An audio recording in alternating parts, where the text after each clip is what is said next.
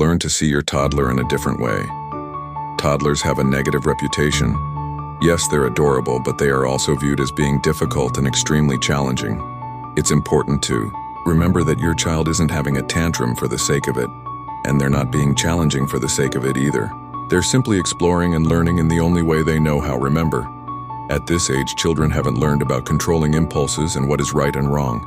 Shortly after Simone Davies' first child entered into the toddler age group, she heard a program on the radio about using timeout discipline methods. In that program, she learned that timeouts don't really work because all they do is cause your child to feel even more upset and confused about what they have done wrong. Rather than pushing them away, they need to be supported at these times and learn how to put right air actions. It was this program that pushed Davies into learning more about the famous Montessori school of thought. Davies attended a Montessori school and saw everything firsthand. This piqued her interest even more. The school taught her that toddlers need freedom. They need to be able to explore in their own way, without strict boundaries that cause them to act out because they can't do what they want to do.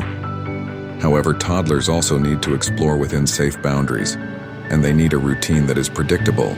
Davies found that by learning more about the Montessori method of thinking, she was able to see life through her toddler's eyes, and therefore understand them far more effectively. Understanding the Montessori way. Dr. Maria Montessori is a world-famous pioneer in early years development and education. She was also one of Italy's first female doctors towards the end of the 1800s. She dedicated herself to helping less fortunate families in Rome for a time, observing childhood development and how children think and learn. Eventually, she tested her ideas through the school system in Italy, and this went viral. Soon, there were Montessori schools worldwide.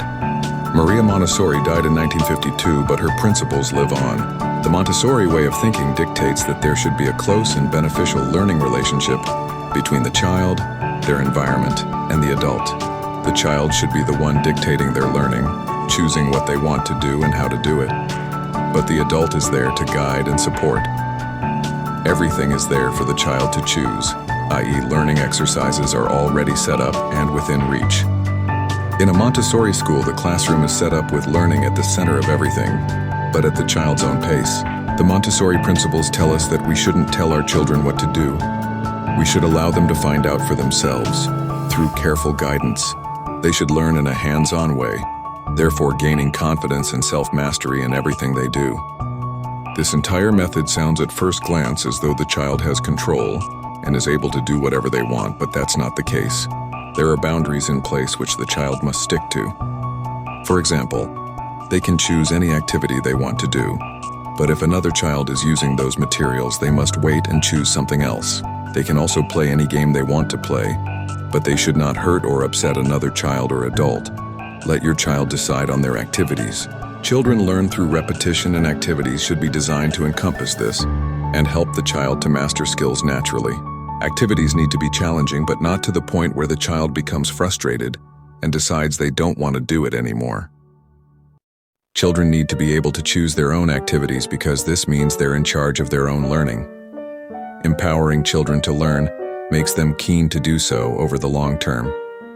Within the Montessori way of thinking, activities should always be from one of the 5 main groups. These are music and movement, language, arts and craft, everyday life, and hand-eye coordination. These groups are designed to encompass all 5 senses and to give your child a way to link the activity into what they see and do in everyday life. The child chooses their activity, and materials should be laid out ready for them. The adult helps the child to work out how to do the activity by giving them a quick show and tell. The adult should then pull back and allow the child to take over, only helping when they feel they need to do so. Before moving in to help, the adult should ask the child if they want help.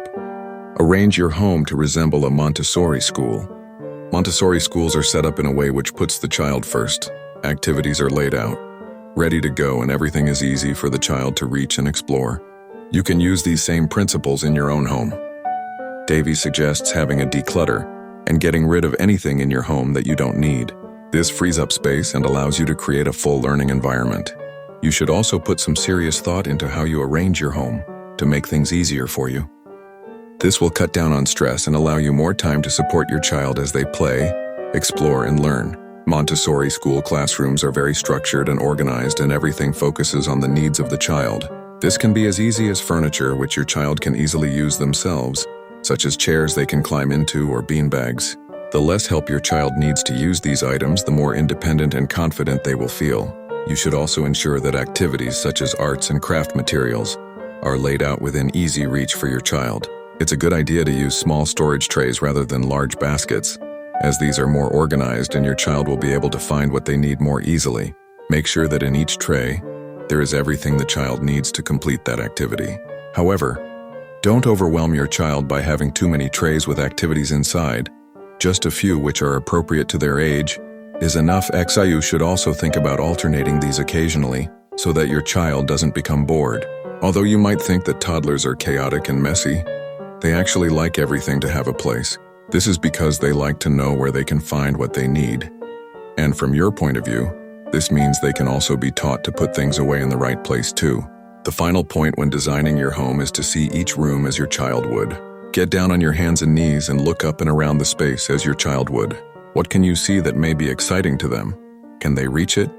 Is anything potentially dangerous out of reach? By seeing the room as they would, you can design the space more effectively.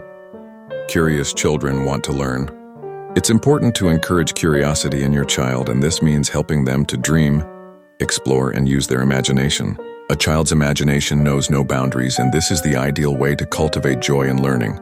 The Montessori way of thinking tells us that there are 5 elements for encouraging curiosity. We need to trust our child. We need to provide them with an environment which is full of learning opportunities. We need to give them the time to explore and imagine.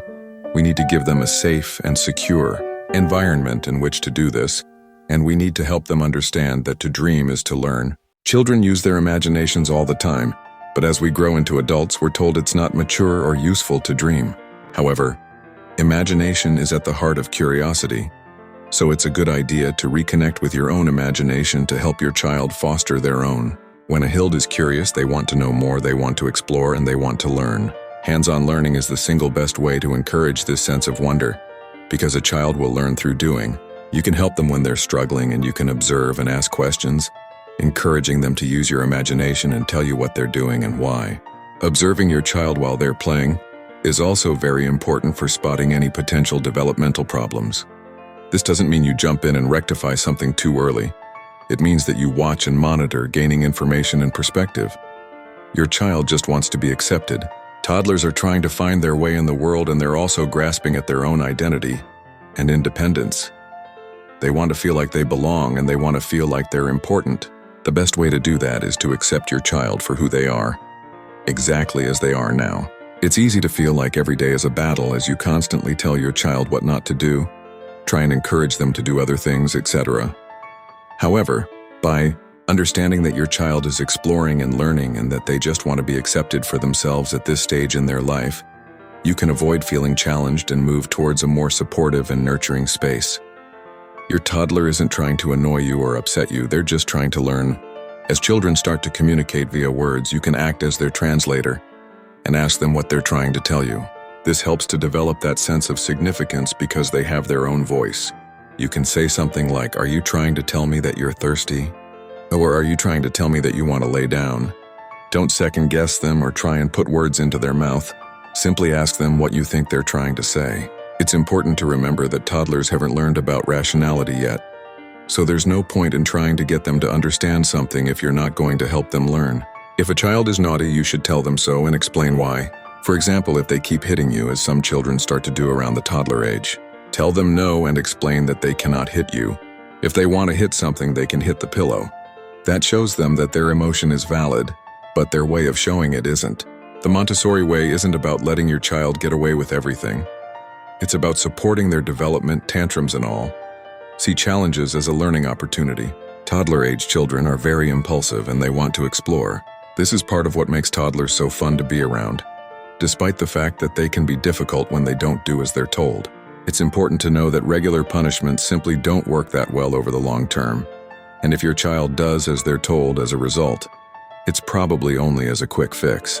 For instance, if you tell your child if they stop crying in the supermarket, you will buy them some chocolate for later on, they're going to stop crying because they want the chocolate. They're not going to stop crying because they understand that shouting in the supermarket isn't good behavior. Bribes and threats are often completely useless, although many parents resort to them in the short term. The Montessori way teaches us that children are learning about right and wrong from the way in which their parents discipline them, rather than resorting to bribes and threats. Ask how you can teach your child and support them in that moment. If your child snatches a toy from another child, how can you teach them that it's wrong? You could take the toy out of their hands and give it back to the other child, explaining to your child that they can play with the toy when they've finished with it. You should also tell them why their behavior was naughty. If your child throws food all over the floor, involve them in cleaning it up. That way they learn that there are consequences to their actions. You should also make sure that when you explain what they have done wrong, you use language they understand and that you don't shout. A firm voice is enough. Of course, it's also important to remember that you need to have realistic expectations of your toddler. You can't expect them to never make a mistake or do something wrong. At the end of the day, they're learning. Tantrums will happen. Approach them in the Montessori way. Every toddler will have their fair share of tantrums. Toddlers cannot control their emotions yet, and these outbursts are examples of emotions overflowing like a volcano for the smallest thing. Rather than allowing tantrums to ruin your day, learn how to deal with them in a more productive way for the both of you. As you observe your child, you'll notice that there are certain triggers which set off a tantrum. Every child will have a range of different triggers, and by knowing what they are, you can work to avoid them. This will minimize tantrums. If a tantrum happens anyway, do your best to calm your little one down. You can sing to them, keep your voice soothing and low, give them a back rub or cuddle them until their emotions settle a little. Tantrums rarely last for too long, and once your child has settled a little, you need to help them to understand that their actions aren't acceptable. For instance, if they threw a toy at their brother, you should explain that they cannot act in that way and they need to apologize and rectify the situation, e.g. pick up the toy and put it away. This helps them to take responsibility for their actions, and over time, tantrums become less and less. Remember that you're doing your best. Being the parent of a toddler can be exhausting. As rewarding as it is to watch your child learn, grow, and develop into a small human with their own personality, the experience can be tough, especially if you have more than one child. Always remember that you're important too. You need time to chill out and look after yourself. Focus on eating a healthy diet and getting sleep so that you have the energy you need to help your child to explore and learn. Don't try and rush around doing everything all at once. Slow down and be present in the moment. Your job is to guide your child, not do everything for them. You might make mistakes, and that's fine. It's simply important to learn from them and to be self-aware throughout the whole process. Just keep trying and you won't go far wrong. Conclusion. When your child hits toddler age, it's easy to expect tough times ahead. Yes, having a toddler is tiring and is sometimes a challenge, but it's an extremely rewarding challenge. You are guiding your child towards understanding the world around them as they move into their own space and develop their personality. It's one of the most wonderful roles in the world. The Montessori approach focuses completely upon the child and puts responsibility for learning in their hands. As the adult, you are there to guide and help. But ultimately, it is your child who decides what they do and how they should do it. This approach cultivates a joy of learning and total curiosity in the world around them. This doesn't mean that you let your child do whatever they want and act how they please, as boundaries and limits are in place to ensure discipline. Dr. Montessori's principles have helped millions of parents and children across the world. Will your child be the next Montessori toddler?